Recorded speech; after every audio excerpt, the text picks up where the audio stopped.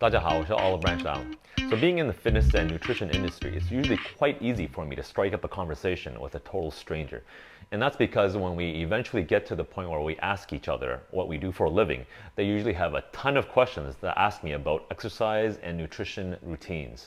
But by far, the most common thing I always hear from people is that they have lots of trouble sustaining a fitness routine. A lot of them have the motivation to start a fitness routine and to get started and go to the gym, but most of the time they always end up stopping and they quit. There's a very good reason why that ends up being the case for a lot of you guys, and this is something I call the vicious cycle of inaction.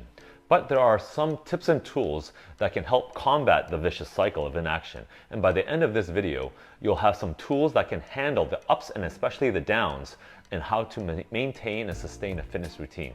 Fitness anxiety usually starts to come up when you even start to think about going to the gym. It causes you to feel an uneasiness feeling or even dread.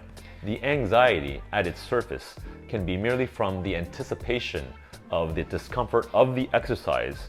However, it can also be a cover for something that is much deeper, which could be actually a feeling of inadequacy or even fear. I'll get into that in a little bit later on.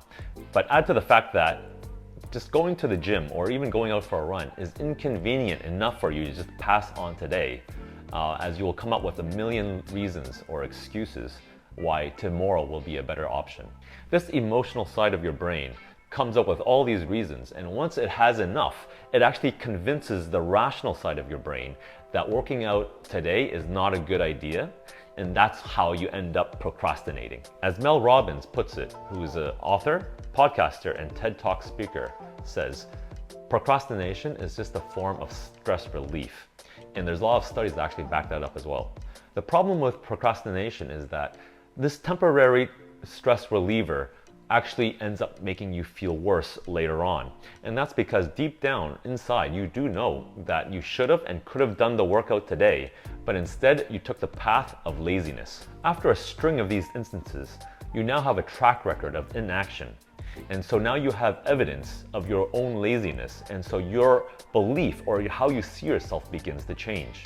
This change in identity, which before was, oh, I missed the workout, that's okay, I'll get it back together again, now becomes, I have missed so many workouts now that I actually can't seem to hold an exercise routine. I'm a lazy person. This change in your beliefs reverberates throughout your life in a negative way, and it actually makes your attempts to having a fitness routine in the future much more difficult, as fitness anxiety now even escalates. So this is the vicious cycle of inaction and can definitely get in the way of your health goals. As compelling as the vicious cycle of inaction is, there is a way to combat it, and that is something I call the cycle of forward momentum. See, when fitness anxiety strikes, it's due to a bad feeling, so don't think about it. Have an agnostic mindset about the workout, and you definitely don't want to be thinking and worrying about it. Just don't dwell on it. A tough workout evokes images of hard work, sweat, and lots of burning muscles. So we're going to make it easy, okay? We're not going to make it too tough on ourselves. So that's the first step, is to make it easy. Step number 2 is to do it often. In the early stages of your workout routine, your intensity won't be that high, which means you can actually be doing it very frequently. And so I recommend you maybe go every day. And this is really important so that you can make this routine become very natural and becomes automatic. So you don't have to think about whether I should go to the gym or not. You just go. Your gym bag is going to be already packed because it's part of your daily routine. And your route to the gym will be already ingrained. You don't have to figure out the directions. And so this allows you to, what Daniel Kahneman famously wrote in his book, Thinking Fast and Slow, is that it's all system one thinking, or in other words, it's all automatic. Step number 3 is no judgment. And so the point is to reduce all forms of bad feelings associated to going to the gym. This means that whether you have a good workout or a bad workout, you want to detach yourself from the result of working out and instead focus more on just simply completing the workout. The point is to reduce as many bad feelings associated to working out. So instead of having these bad feelings, you're associating it with positive feelings. If you follow these 3 steps in the cycle of forward momentum, you'll begin to form the basis of your fitness routine, and you'll start to make progress as you're becoming more and more consistent. This progress is the largest motivator there is.